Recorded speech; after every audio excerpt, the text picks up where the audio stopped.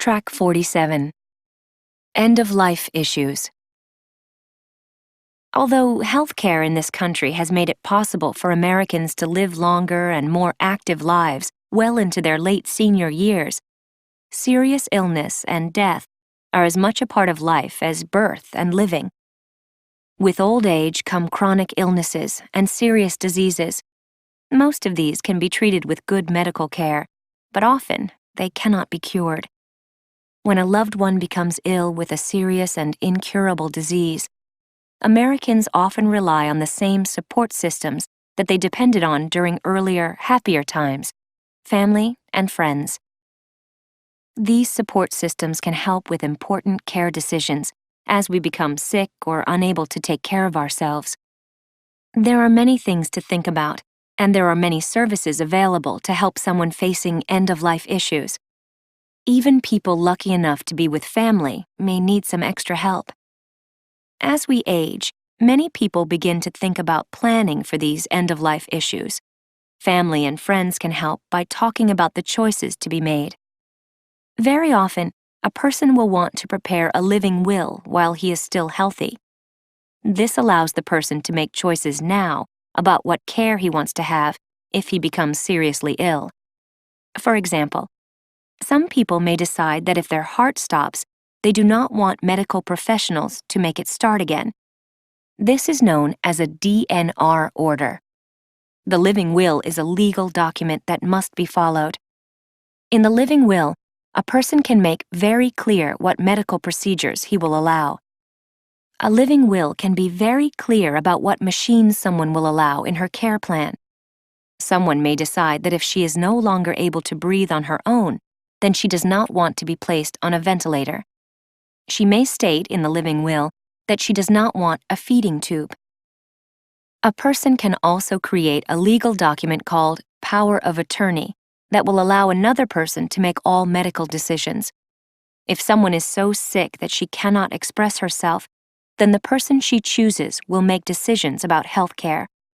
This person is usually a family member or a friend who knows exactly what the person's wishes are.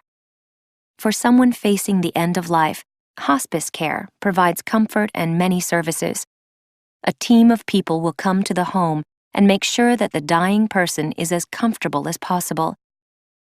The most important thing they hope to do is be sure the dying person has the best quality of life in the time he has left. The team includes doctors and nurses who will supervise any medical care. Because hospice care is for the dying, medical professionals are not focused on treating the illness. They are only concerned with making sure the person is comfortable and in no pain. Volunteers may help with taking care of the house and offering time off to family members who don't want to leave their loved one alone. Most health insurance plans will cover hospice care. This isn't always an easy or happy subject to bring up, but it's an important one that will make things easier when a serious illness happens. Alan, did you hear about my great-grandmother? You know that she's been sick for a long time now. The doctors have diagnosed cancer. I'm afraid the prognosis is not very good. Yes, I did hear the news. I'm so sorry, Leah. How is she doing? Well, you know my great-grandma. She's doing just fine.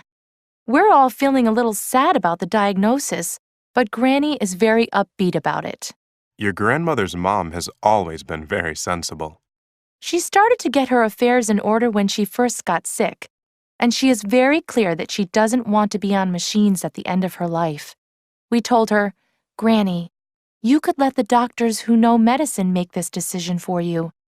But Granny made a living will, so she is the one deciding what kind of care she will get. Some of my aunts are a little upset. They think the doctors should do anything and everything to keep Granny alive, even if it means using machines to keep her lungs working. How about asking your aunts to talk to someone at the hospice center? Right now, they are too upset to think calmly. What about having them speak to the doctors again? Or why don't you call the chaplain at the hospital?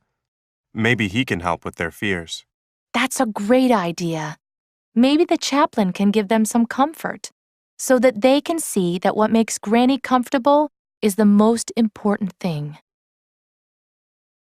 Pronunciation pointer.